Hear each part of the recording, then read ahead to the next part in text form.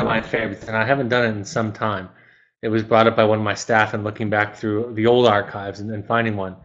I think it's one of my favorite because it's one of the first concepts that I thought about so often in doing work, family therapy between parent and children in the wilderness. And I think it speaks to a really fundamental idea and concept in our relationship with other people. In this case, in this context, of course, I'm going to be talking a lot about the parent to the child, and I'm speaking to parents primarily, but it really does lend itself well to other relationships, other examples. I think we're all familiar with the phrase sexual objects, sexual objectification. That's a common term, and I'm going to, of course, expand that to mean much beyond that. But there's a lesson to take from that concept that I wanted to share with you tonight. I was in a dream interpretation class in college, in graduate school, and I remember at one point we were analyzing and interpreting common dreams, and the professor made the comment that, you know, in a dream, sex isn't sex. And I thought about that for a minute, and of course, it rang true. I believe that most things in our dreams are symbolic of other ideas, processes, concepts, and so forth. But as I thought about it, I thought, you know, sex isn't about sex when you're awake, right? It's about other things. Good sex, bad sex is about other things. You know, there's this idea, you've heard it said, that rape, for example, is not about sex. It's about aggression and domination and other things.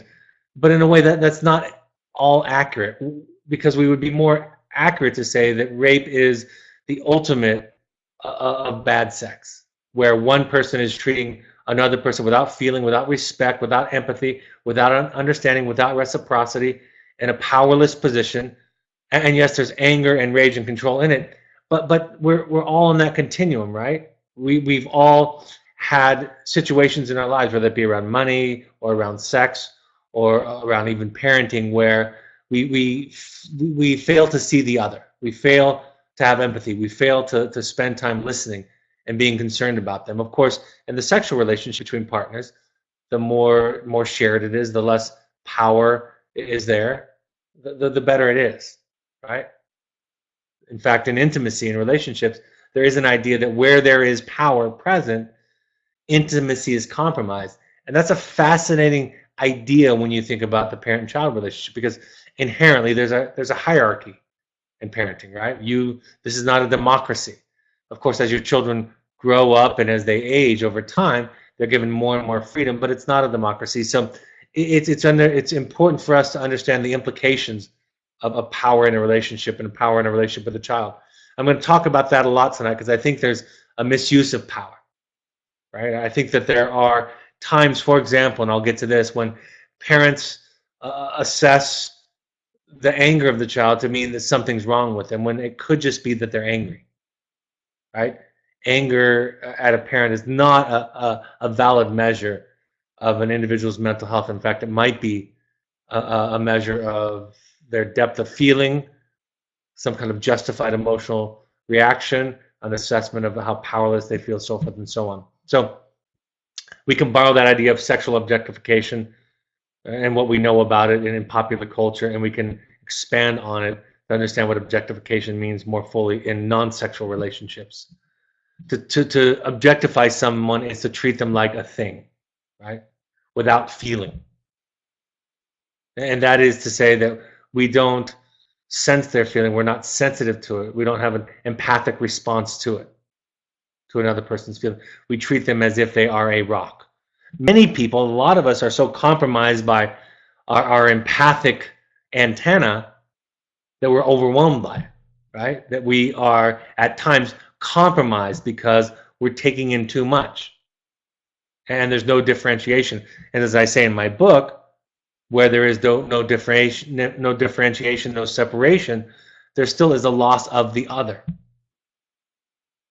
So a lack of objectification is about increasing in awareness in self, increasing in your own project, your own journey, your own differentiation. That's the foundation of it. Another key ingredient is learning how to feel. Because like I say, the more one is a feeling creature, the more able they are to sense and see feelings in other people. And think about that as a parent, it's useful and valuable. But think about that as a child. The more that a child's feelings are regarded, not necessarily always catered to, not always do they have to change us. In fact, there's a good deal of theory and idea that if we change, we capitulate in the face of our child's feelings all the time, again, that we're in a compromised relationship. It's okay for us to just hold them. It's okay for a young child or even an older child to throw a tantrum or be upset about something, and for us to just see them and see them with patience, with curiosity, with empathy, and with sensitivity, not to the point that, of course, it compromises our boundaries. So there's a lack of empathy, a lack of connection, a lack of reciprocity in an objectified situation, a relationship that has objectification. It's moving from an I-it relationship to an I-I.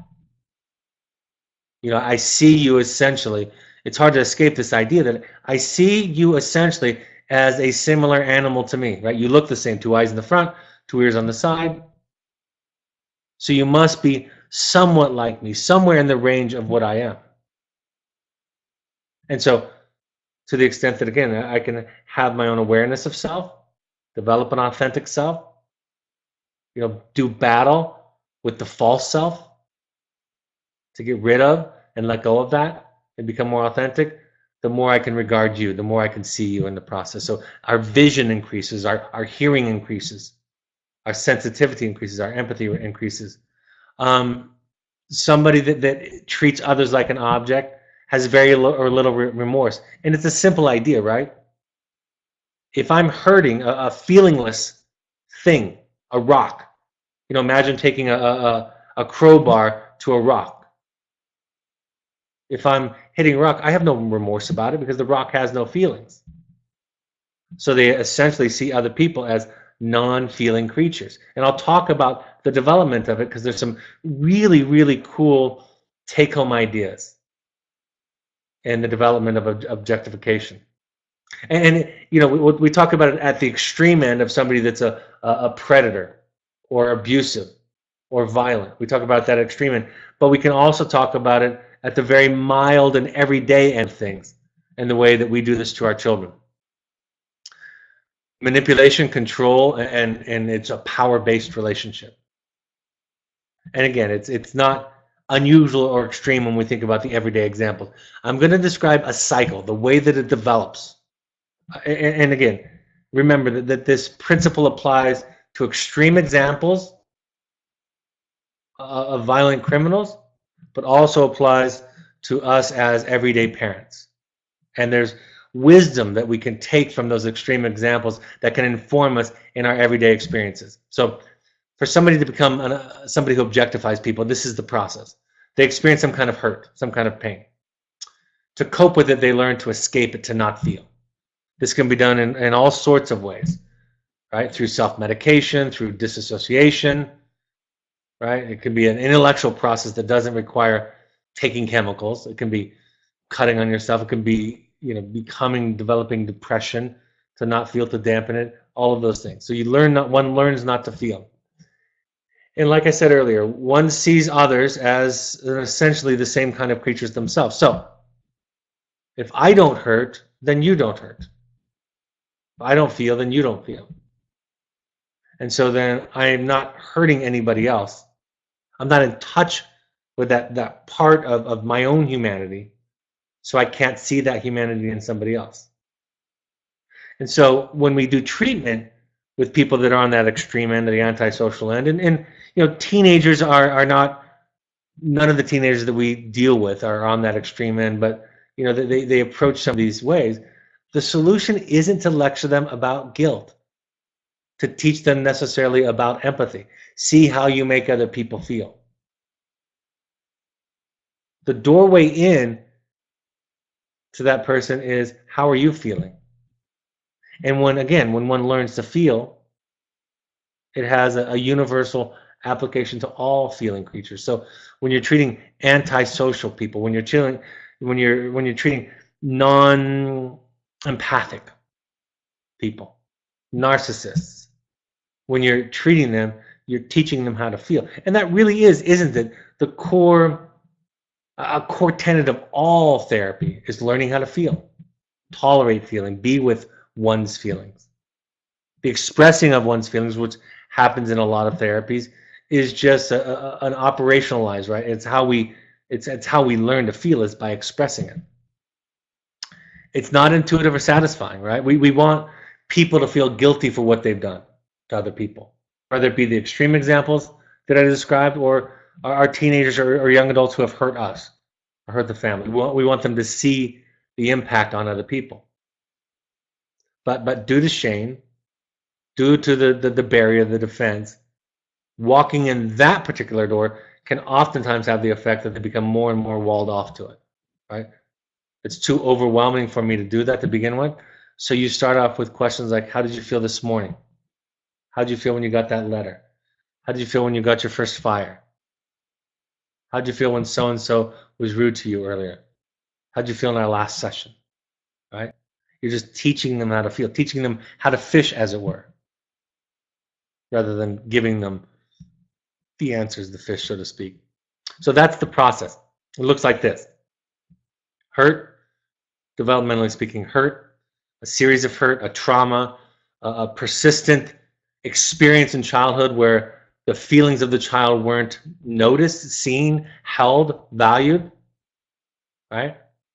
For some clients that I've worked with, for some parents that I've worked with, some adults, they don't really have a sense of their childhood, right? They don't know what went on. It's almost like it's invisible to them, or underwater, murky, they can't see it. One of the ideas in that process is perhaps you weren't listened to and seen and regarded, because if you're listened to and seen, it's alive. If you're not listened to and seen, it's like it's not happening. You're dismissed, you're erased. So how you are considered is how you come to consider yourself. And of course, that has wonderful application to us as children, but of course, it also has wonderful application to us as parents of children. So there's a hurt, there's a trauma, could be big, could be small, could be chronic, could be anywhere in between. The learning not to feel, the being told not to feel, being talked out of our feelings, having our feelings or dilemmas fixed instead of just heard and empathized with, because our parents lack the empathic capacity to sit with it, right? It's hard for any of us to watch our children hurt or struggle. We treat that as a problem to be avoided or to be gotten around, instead of just saying, we can sit with you in the struggle. And that is, for some of us, that's hard. For some of us, it's impossible nearly. So we learn not to feel. We get reinforced. We get told not to feel by the pep talks, by the analysis, by the answers, by the suggestions, by the look on the bright side speeches, right? We respond to peer pressure, and our parents tell us, don't worry what other people think about you, instead of saying, it's hard, isn't it? I can see that. Sometimes I struggle with it. So we learn not to feel. We get told not to feel. We become an unfeeling creature. We see others like ourselves. We're capable then of hurting other people, being insensitive to other people, and because things don't require empathy, right? So that cycle goes on through development. So let's talk about parenting concepts. Let's talk about some myths versus some truths. Let's talk about some practical take-home messages as we go forward. So in parenting, if your child's success or failure becomes a reflection of your competency, of your goodness, of your esteem, they then become an object, right? If their success, getting into Harvard, whatever it is, you know, being a great singer or dancer, being beautiful, objectively speaking, of course, if those kinds of things are a measure and reflection, if that makes you proud, there is a piece of objectification. You're not seeing them as a self that you are here to support and help them go forward, but they are a reflection. They become virtually a mirror for you, right? You see yourself in them. And a lot of this, I keep hearing ideas and concepts from the book Parenting from the Inside Out, where Daniel Siegel, and many of you know him, Daniel Siegel says, it's almost as if literally the parent experiences the child's success as their success. And I would suspect that all of us have some of this. I don't know that I've ever encountered a parent who has none of it. Some have less, some have more. And even if their anger is about you, right? I remember I've told the story where a mother wrote what I thought was a well-coached letter. It was well-coached because I did it. But I thought she received the coaching well. And she wrote this really assertive and clear letter to her son with questions and challenges to some of the things that he was doing and saying. They were kind and loving, but honest and authentic. They weren't punitive. And her son got very angry. When I got on the phone call with her for that week, she said, I wrote a horrible letter. And I said, well, what makes you think that? And she said, well, look at what happened with my son. And I said, that's not an indication of how well you did as a letter in your letter writing, right? And we can think of that. We can also empathize with her that sometimes we measure ourselves, the rightness or the wrongness of what we do by how others react to us, right? It's probably what makes us, it's probably part of our evolutionary path, right? We had to be in groups, work together in groups, because by ourselves as humans, we're a pretty pathetic creature, but in groups, we're pretty fantastic. So it probably comes from there. It also comes from our own childhood, our own parenting, our own idea that our parents implanted into us that when they were upset with us, it was about us, right? When they got proud of us, it was about us. When they got disappointed in us, it was about us.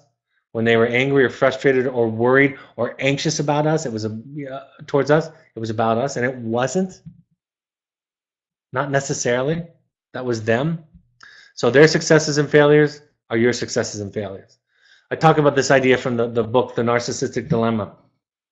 Or I'm sorry, it's actually called The Narcissistic Epidemic. I wrote Dilemma, but it's Narcissistic Epidemic, where this idea that previous generations of parents in families, that children worried about what their parents thought about them.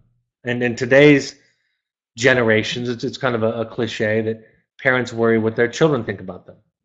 If that's generally true in our society, generationally true in our society, then it's the same person who's doing the worrying, right? If you grew up believing, experiencing, being told even overtly that when your parents felt something, it was about you, then your brain is getting wired to believe that. The characters in the play, the drama, change, right? You become older and get gray hair. For some of us, it falls out. Get wrinkles, but we're still measuring ourselves by what other people think. So that's one of these fundamental, I think, errors in our entire process in our society. This idea, specifically in parenting, but every relationship, is what somebody else thinks about me is about me. What somebody else thinks about me is my business, right? It's really the seeds in the beginning of peer pressure. So many parents are, I think, so frustrated, overwhelmed, saddened by the extent to which their children are affected and controlled by peer pressure. Well, in many ways, that began with us. And I use this example. If I go to my daughter, for example, telling her I'm disappointed or I'm hurt or I'm worried or I'm sad, whatever it is, and my intent is to get her then to change her behavior so that I'm not those things. Right? I wire her to believe that it's her job to take care of my feelings. And then she goes out there in the world, say she has a boyfriend, young teenager. I'm giving one example of peer pressure. You could think of numberless examples. And the boyfriend says to my daughter, I want to have sex. And she says, I don't want to, or I'm not ready, or I'm nervous. And the boyfriend says, but I love you and you're hurting me. And I'm so sad. And I'm frustrated. And I'm disappointed. And I'm embarrassed, right? The same wiring that's in her brain, it's moved from father to boyfriend, from parent to peer group, but it's the same exact wiring. There's not a differentiation on that basic structural level in the brain. It's the same kind of lack of differentiation. Parents who ask the question, what could I have done? You know, I think that's, in one context, that's a fantastic question. It's probably one that swirls around all of the work that I do with you all. But there is in that question sometimes evidence of, it's about me, I could have done it right, I could have fixed it, the failure or the success is mine. It's a different question to say every day, what could I do differently? How can I be better? Than to ask that in the question of, my child turned out with an addiction, what did I do wrong? A child turned out with depression, what did I do wrong? Yes, those disorders, those diseases do ask of us to ask difficult questions of ourselves, but one of those is to make that separation, to become accountable, aware, enlightened, make our life a project, but not measured by outcomes. I heard a funny, when I was in London last week, I heard a funny line in a play that I watched. There was a dialogue, and at one point they were discussing history, and it was the play was set in present day, and one of the actors said to one of the other actors, so what do you think about the French Revolution? Do you think it was a good thing? And the other actor said, too soon to tell. And I love that, because this idea of outcomes, right? We pay so much attention to outcomes, but that's an objectifying thing. See, the light switch on my wall over there is an object. I can turn it on and off. It doesn't have feelings, doesn't have its own responses, its own agency. I control it. Control is a huge piece of objectification, right? I can engineer you. I can create you into something. I can mold you into something. That's objectification. It leaves out the agency, the self in the other person. It dishonors it. It doesn't honor it in the process.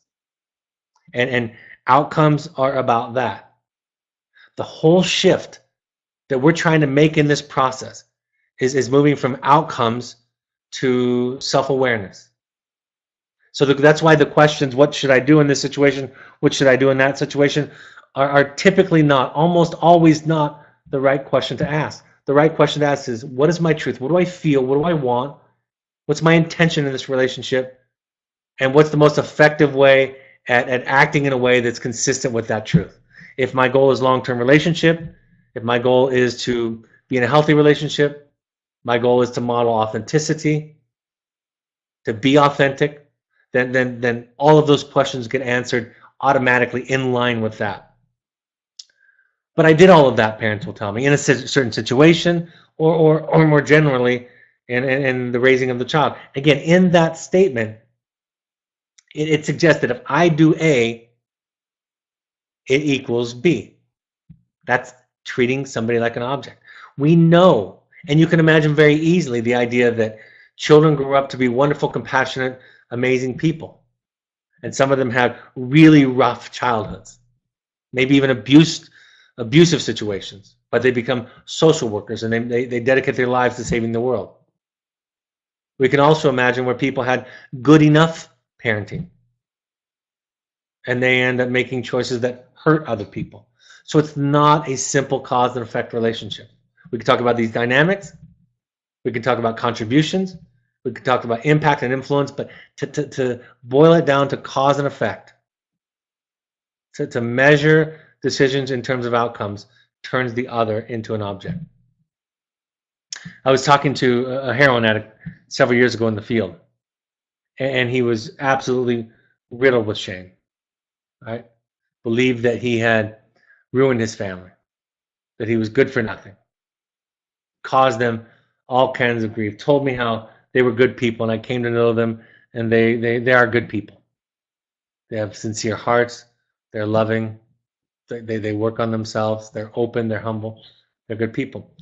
And I was talking to him about this idea of objectification and shame. And I said to him as an example, I said, you know, for example, if my daughter got into Harvard, I wouldn't have the inclination to necessarily be proud of her, right? And in this way of thinking. And it was the first time in the session that he looked at me in the eyes. He looked at me and he said, "Nobody thinks that way." And I said, "Some people very much approach thinking that way, not having the inclination to be disappointed or proud of another person. If my daughter worked for it and it was her goal, I'd be happy for her. It's definitely something she could be proud of if it was a goal that she set and worked for and accomplished. Absolutely, that's true. And if she failed and struggled at various things, I may be worried and concerned about her, that she's not doing well in her life. All of those things can be true. But it's not really about me. It's not really about what I feel. It's about supporting herself and helping her regard herself." The great example that I heard one time when I was younger, in fact, I think I was in undergrad, and I was a big Bob Dylan fan growing up. And in the early 1990s, Bob Dylan had a son, still does, Jacob Dylan, who was the lead singer of a rock band. I think he still is. And they had a #1 album. And a reporter asked Bob Dylan, "Are you proud of your son with his success? Is what he's doing?" And Bob Dylan said, plain as could be, "It's totally irrelevant." That's what he answered. "It's irrelevant to me." And I knew Bob Dylan. I'd followed him, knew of him, read about him, seen interviews of him, and I thought, well, that's just Bob Dylan, being annoyed by reporters. But it came to make sense to me. It didn't matter to him that his son was a huge success or not. That was irrelevant. He just regarded his son as his son, whether he were, working as a street sweeper, or that he were a rock star, or a medical school scholar, right? It wouldn't matter to him. Didn't make a difference. So we can't approach that, and that is called love and connection and attachment. It doesn't feel like it when we grew up in a home where everybody's feelings were so combined, where what somebody said caused a reaction or a trigger, where everybody's feelings were everybody else's responsibility, where authenticity wasn't valued, where dependency and caretaking and codependency was valued and modeled. I talked about already the origin of peer pressure. The story of Midas, the Midas touch. It really is a story about objectification, about turning people that one touches into objects. And yet one can't be measured by their value like gold, right? If you have this much success, you're more valued and more lovable. But in many ways, children have that experience, right? That if I'm good, I'm more loved. If I'm not good, I'm less loved. I talk about the unlived life of the parent, right? This idea that we need to be at beck and call, that we need to have our lives consumed by our children's life. It's not possible. It's not realistic. And it's not healthy. It's not something to strive for. Absolutely, it is our job to develop capacity to support and be there for our children. But we must be responsible to also take care of ourselves. That idea of the selfless parent, it does many things. One of which is it doesn't give a child space to be upset or frustrated or angry. Right? If I have to be good, then you being angry at me is going to be a threat to that. So I'm going to struggle in whatever way, whatever style it is. I'm going to struggle with you being angry. If I say I do everything for you, that doesn't make any sense. Then essentially, then I'm getting my needs met through you. So then I need certain things of you to be okay. In contrast, if I make my needs my responsibility and I take care of those, then I can be there for you with a full spiritual belly, emotional, psychological belly to help feed you. But if I get my needs met through you, I'm consuming you. It's the consuming parent. This idea, and I used to think it, and I used to, when I was a young therapist, I equated needing with loving. It's not the same thing, and then sometimes it's the exact opposite. Loving is about giving. Loving is about what can I do for you? How can I help you? But if I need you, that's not necessarily about loving. I do have needs, and I've got to honor those. I've got to feed those. I can ask for things from you, from others, but I'm ultimately responsible for them. Responding to their angers, fears, and blame, right? Developing the capacity that we can hear them more. You know, one of the most important things that I've done with my young adult children, and I've done a version of this with all of my children, but most formally with my young adult children because they were ready for it, but having a session with them, an extended session where they could tell me how I screwed up, how I hurt them. And that was hard to hear. Some of them I could have predicted, but there were some that I couldn't have predicted, and they were really, really hard to hear. I remember my son, when he was getting ready to have his session with me, he had approached his therapist. I may have told you this before. He had approached his therapist, and his therapist said, well, Jake, when you have the session with your dad, for every negative thing you say about your dad, I want you to say a positive thing. And I said, I think you might need a new therapist. And I said, we could go to my therapist if you're open to that, because I promise you, she won't make you say any nice things to me about me. And I don't need that. That's my job, to fill up my esteem, not yours. It's not your job to love me. It's my job to love you. And if you love me, that's wonderful. But as your father, it's my job to support you. It's not your job to take care of me. Managing, controlling their feelings and actions, learning the difference between being responsible for yourself versus being responsible for them, their reactions, feelings, choices. That's a big difference. Walking on eggshells, see this as a form of control. Treating them as fragile is a form of control. Again, you stop being authentic. And where did we learn to stop being authentic? We learned it in our earlier contexts. That's what Alice Miller is talking about in the book, The Drama of the Gifted Child. The gifted part of the title, the gifted child, is the child that can sense what the parent needs, the child gives it to the parent at their own cost, which is their authentic self. They develop a false self because the parent needs them to be a certain way, to feel a certain way. It's part of what I've referred to this before.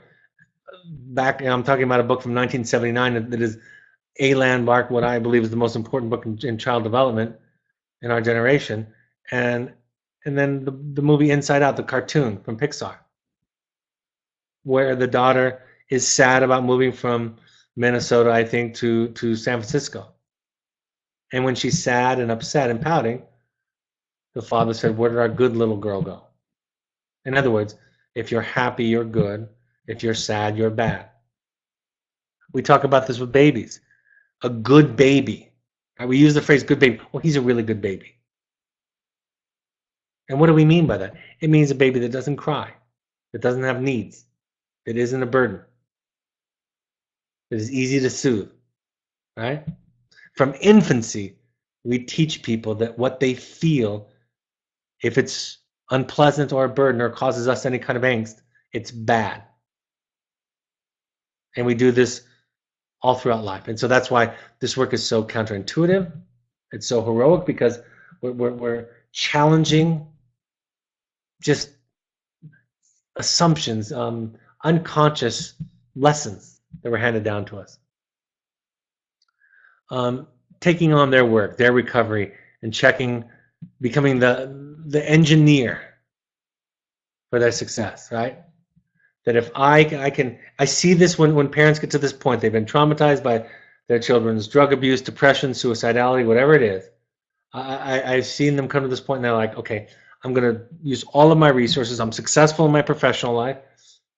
I can get what I get in my professional life when I want it, so I'm going to do it. I'm going to do this to my child. And then they ask me, is this A, B, C, and D okay? And my response is, well, it's not the things. It's this idea that I'm hearing that you think you can do it. That you think you can engineer sobriety or engineer non-depression or whatever it is. And I don't think that will work. I think we're in trouble. Now, let's talk about all of those same choices in the context of your want to be an authentic, clear, assertive, honest, loving, compassionate, patient parent. Then we consider all of those. So it's the thinking that goes into it and becomes the issue. Here's some myths and truths that I came up with. You are only the left side of the column, in case you're not clear. The left side is the myths, and the right side is the truth. And I have them connected by the number. Number one, you are only happy as your happiest child. It's insane. It's an ism that we hear in our culture, because we do love our children, and when they hurt, we hurt. So we take that to mean that this is the highest form of love, the highest form of connection. Conversely, we learn in recovery with somebody who has addiction and mental health issues that your serenity is your responsibility. And notice I used the word serenity. I changed it a little bit. It's a little bit of a cheat.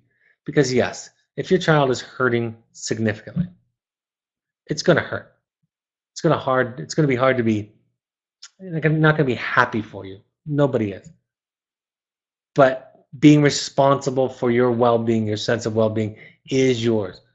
Parents who wring their hands, can't sleep, talk about being so upset they can't concentrate. And they tell this to us. Sometimes they tell it to their child, and they think it's an expression of love, and it's not. It's an expression of dependence. And like I've talked about in previous webinars, it actually is experienced by the child as intrusive and overwhelming. And they want to distance themselves from it, because then they have to be something for somebody else instead of working through their own process. Number two, it's your child's job to make you proud, versus how you feel about your child is about you. It's yours to own, right? It's yours to own. I'll talk about it a little bit later, but I think the I feel statements have been misunderstood in our program at times. You know, and I have a cartoon about this in my book, and I talk about this when I teach communication. I feel statements are not for you to give to your children so that they will change. That's not the intent. In fact, as of late, I've come so far to almost say that I would discourage most parents from giving their children I feel statements, because of the intent that is unconscious, that it's your job to then change. So I feel statements are to get clear, right? They're to talk about ownership, to give awareness, but not to get the other person to feel guilty or ashamed or afraid or anxious to change to make us happy. Number three, your child's anger at you is a measure of their mental health. Anger toward parents is normal, healthy. And your job is to contain it. And you know, people will ask, and I wouldn't be surprised if this comes up for some of you, what if the child their expression of anger is inappropriate? Swearing, name calling, aggressive language, even physical violence. And obviously you can have your boundaries, right? And the best way that I can answer that question is to say this. On my best days, when I'm taken care of, I can tolerate quite a bit from my children without it affecting me or hurting me. I'm glad to hear it. If it comes out sloppy, I can hear it. The days when I'm more compromised, more exhausted, more stressed, less bandwidth, then I'll require a more specific expression of their feeling. Sometimes I'll even give them feedback, like it's not okay to talk to me that way. Right? So you get to decide what your bandwidth is, but let's be clear, children need a place to talk about their anger. And to be angry at us, to be angry at you, the power differential is incredible, is a normal and healthy thing. Expanding your capacity in this area would serve everybody. You can get it right, right? This idea that most of us that are trying to get it right grew up in a family where that was the deal, versus no one is perfect, and there's no way not to put your stink on your children. Right? You're going to be human. If your children need you to get it right, be perfect, they're doomed. And so that's your work. That's your family of origin legacy. That's going backwards. You have to be right, similar to the previous one, number 5, or versus you only need to be you. It's so much more powerful, assertive, clear, healthy to say, this is what I need, rather than to say, this is the right way to be. This is how you should be. Right? It's the difference between you messages and I messages. And in the book Nonviolent Communication, Marshall Rosenberg speaks very clearly at the heart of nonviolent communication is talking about what I need versus saying, here's what your problem is. But it's so much easier to talk about somebody else's problems than it is to talk about our needs. Because number one, we have shame about our own needs. Right? It feels vulnerable to express them. When our needs showed up in our childhood and they overwhelmed our parents, we were made to feel like there was something wrong with us. Right? That's going back to that. If our parents had enough capacity to sit with our needs, even our unfulfilled needs, at times, we would have less shame about it. It would be not as vulnerable. What you say to your child, this is myth number 6. What you say to your child becomes their inner voice. And it's not that that's a complete myth. I think some of that is true, but the higher bar for me is what you think and how you feel about your child becomes their inner voice, right? If you are anxious around your child, if that's what you put out there, they will experience that as something's wrong with me. If you're disappointed, frustrated, right? And anxiety can just be a kind of a low-level presence. So it's our job to go take care of all those feelings, to manage all those things. That's what people in Al-Anon do. You know, they have these alcoholics, drug addicts in their lives, and they go to this place to take care of all this stuff. So then when they show up with the addict and the alcoholic in their life, who may or may not be in recovery, it doesn't spill out on them. Their addiction to getting their needs met through somebody else doesn't spill out on the addict or the alcoholic, who, by the way, is incredibly incapable of fulfilling that person's needs. Number 7, your child needs to know when they upset you so they will see the impact of their behavior on others. The I feel statement is an effective tool for behavior management, similar to what I was talking about before, versus the truth, which is how you feel is yours to own. Sharing your feelings in order to have your child feel responsible for fixing them is not healthy differentiation, right? It wires them to not know the difference between where they stop and where others start. They're erased, they're dismissed, they're turned into a thing that is there for your satisfaction. And that some of this language I'm using, I know it sounds extreme, and I don't mean it to. I don't mean it to be overwhelming, but that's the psychology of it. And number 8, well-behaved children come from good parenting, versus the truth, which is peace, contentment, serenity, clarity, and authenticity in the parent, are the results of good parenting. And those traits can have a wonderful impact on the child. Trying to think about the essence, and I wrote this today. Your role as a parent is to foster the development of a self. For that to occur, you must be in contact with your own authentic self.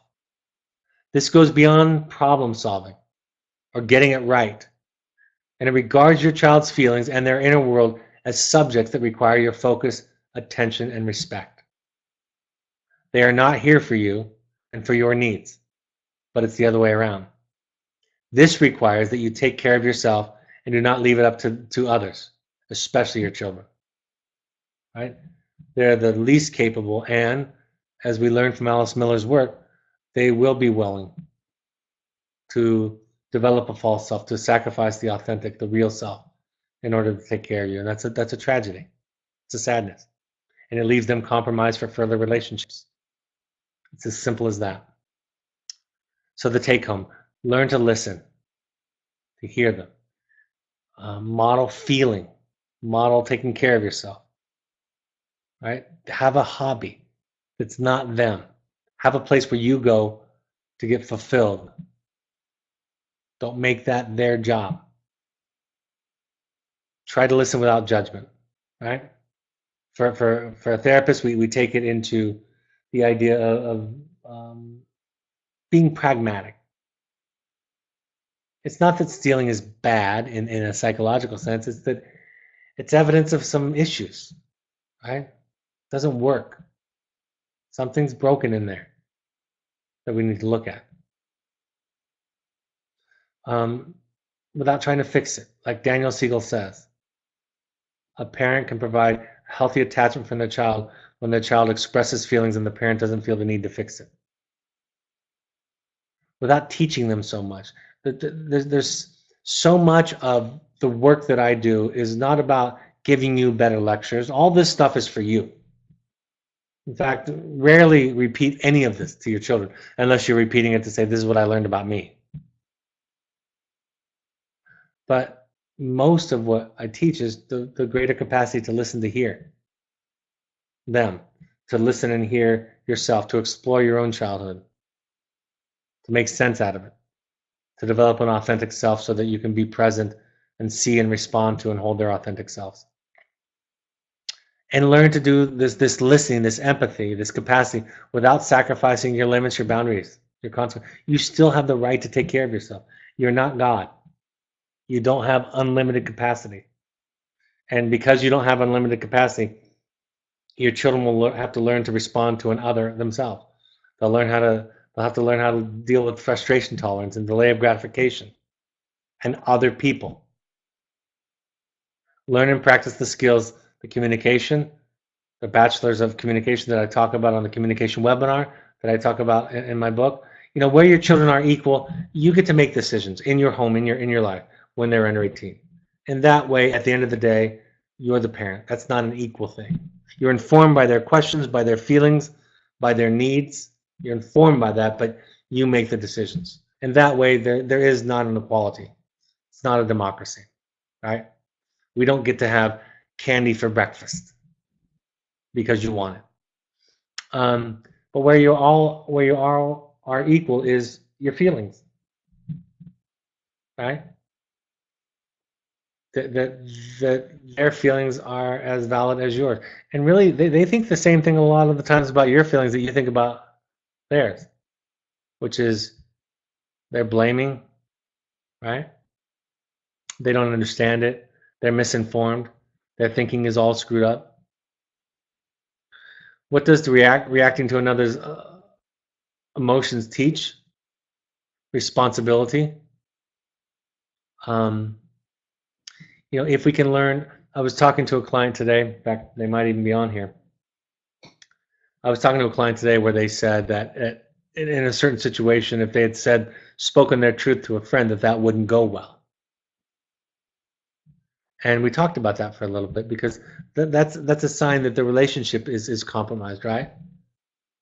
Versus if I told you my truth in a decent way, then you could just hear it, respond to it, be empathic, adjust if you're able to without compromising yourself.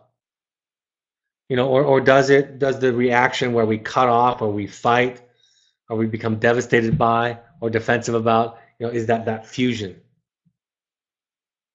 Do we try to control other people's feelings? Do we think it's our job to make other people happy?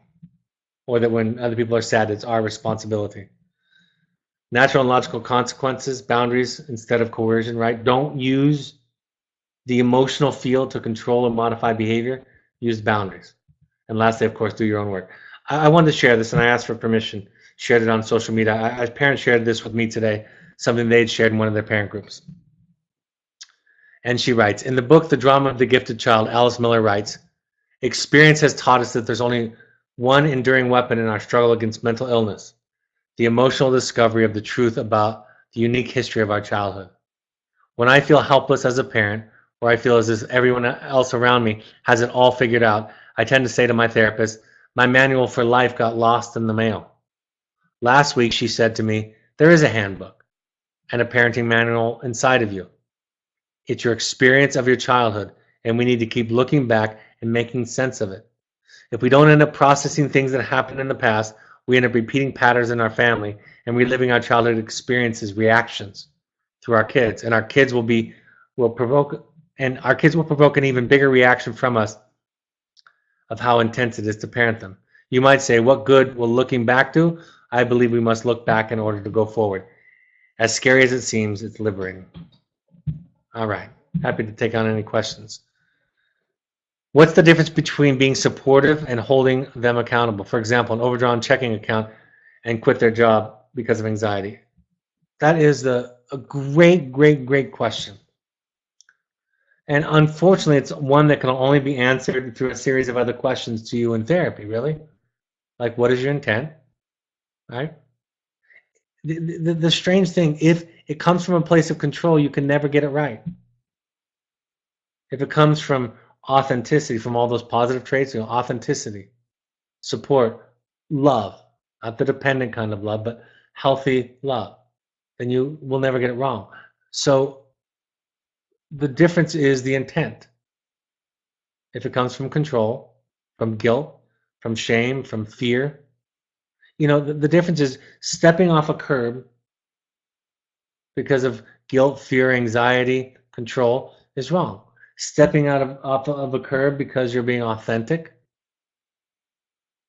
because your intent is to move along, to take a journey, then it's a healthy thing to do. So it's really in the sensibilities and the way that you are with your child, how you see them, how you see your relationship to their problems. So it's like I talk about in my book. When that parent asked me, should I give my child a cigarette? They asked for a cigarette, young adult child, when I came to visit them. Asked for the certain brand that they only sell in Canada. And I said, I could see you bringing a pack of cigarettes, handing it over to your child and saying, you know how I feel about smoking? Your grandfather died of smoking, but I'm not in control of it. So this is symbolically me letting go. And I could also see you showing up and saying, you can buy cigarettes on your own time if you want to. It's not my business. I'm not going to participate in buying them. Right? So the decision about whether you help with the overdrawn checking account isn't the question, right? It's in all the authenticity, all the work. Next question. I'm considering taking my older adult child into an intensive. Also, obviously, I have a need for some healing in our family caused by a variety of dysfunction. Excuse me. How you handle this given that the intensity of my own need versus seeing other. Excuse me. It's a good question. I think it's the right question to ask. The right question is be clear. Offer support. Ask for, I would like, this is my idea, this is what I would like, this is what I think it would accomplish. I'd like to invite you to participate in that. Would you be willing to? All of those things are okay, right? But getting clear, owning your own intensity, like you say, your own needs, and however the intense they are, when you start to be strategic, right? Manipulative about it, controlling about it, that's when it becomes a problem. But you can absolutely ask anybody in your life, your spouse, your child, this is what I'd like. This is how I'd like to support you. If you want to go to therapy, I'm happy to offer that. If you would like to come to an intensive, I'd love to. Right? I need help, and having you there might be even more helpful. But I need help. I need working on myself. But when you start thinking about fixing him or her, the other, that's when you get off track. All right, I'm going to go to upcoming events, and then we'll go back to questions at the end. We want all current families to attend 6 12-step support groups. Al-Anon, CODA, Families Anonymous. You can also go to NAMI. That's not a 12-step support group, but you can go to NAMI for free education and resources in your area. Just try 6 of these support groups. Any version, any combination of 6. See if it fits for you. Follow us on social media. You can listen to all of these broadcasts on the podcast app. If you have an iPhone, an iOS device, use the podcast app and search Evoke Therapy Programs. If you have an Android device, download the SoundCloud app and search Evoke Therapy Programs. On Twitter and Instagram, follow us at Evoke Therapy. On Facebook, search Evoke Therapy Programs. You can also follow the Second Nature Alumni Foundation on Facebook. That's an organization of former parents who have created an organization to help people who can't afford therapy. You can also go to our blog. My book, The Journey of the Heroic Parent, is available on Amazon. Go to the other. Right now, it's temporarily. It's going to be restocked soon. the main Amazon library is out of stock. It's being reprinted. But if you go to the other options and you buy it there, it's for the same price and brand new editions of it from another warehouse. Also on barnesandnoble.com, or if you go to reaganarts.com, reaganarts.com, I'm going to actually put that on here. You can go and buy a copy of it there. You can also get an audio version or a CD version, or a Kindle version or a Nook version. Parent Alumni Foundation book page has my book, other books that therapists have recommended. It is available there, and you can, if you buy it through them, it's the same cost, and a percentage of the proceeds goes to help people who can't afford therapy. The next workshop, we want all current parents, if at all possible. We ask you, parents rave about this, come out to the parent workshop. You can combine it with a visit to your child in conjunction with it, if your therapist thinks it's appropriate timing. The next one is in our Cascades location, October 21st and 22nd. Contact Gail at Evoke Therapy for more information. We have an intensive next week that's full, so I didn't list it here. But after that, the next one is in November. Already a couple of people have signed up, so if you want to sign up, go there. Also, if you want to do a private therapy intensive, you can contact intensives@evoketherapy.com. Parent support groups, I will be in Washington, D.C. tomorrow night. And the Wilderness Play is playing this week at the Kennedy Center. So if you're anywhere near the area, it's there. It's also playing in a couple weeks in Nashville. So if you want to see, I think it's actually next weekend at the Oz Center in Nashville. I'll be in New York City on Sunday, October 29th in the afternoon. And then in Chicago, we haven't set the date yet. It'll be the week of November 13th. Pursuits trips are high adventure trips for young adults or families. Think of sober fun or therapy light with a strong adventure component. Any length of program, they can be custom anywhere from a few days to a couple of weeks or longer. International trips. They just got back from Nepal. I've shared that a couple of times. Any other questions?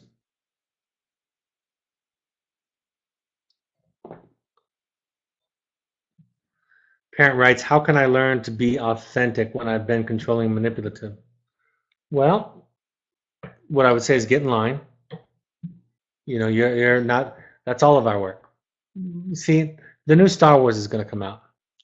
And the new Star Wars, I know it's supposed to be a sci-fi adventure, magical, spiritual journey, but it's a parenting book. It's a parenting movie. And there are two forces in the universe.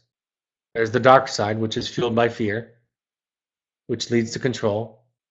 And then there's the force, the light side, which is love and compassion. And so that battle that we're about to see again for the whatever 8th movie, 9th movie in the Star Wars saga, it's just trying to tell us about this that you just shared about, right? It's what we all struggle with. And the answer, how can I? There's very few tools, very few mediums that I know that are better than therapy and long-term therapy. Not when you're in a crisis, not to solve a problem. Right? Make sure that that's not what your therapist's project is about, but it's about developing a self, looking at your own history, looking at what's going on. And I've found in my own life, both as a therapist and as a client, that the ones who benefit the most are the ones who stay committed to it for years, because it's a process, right?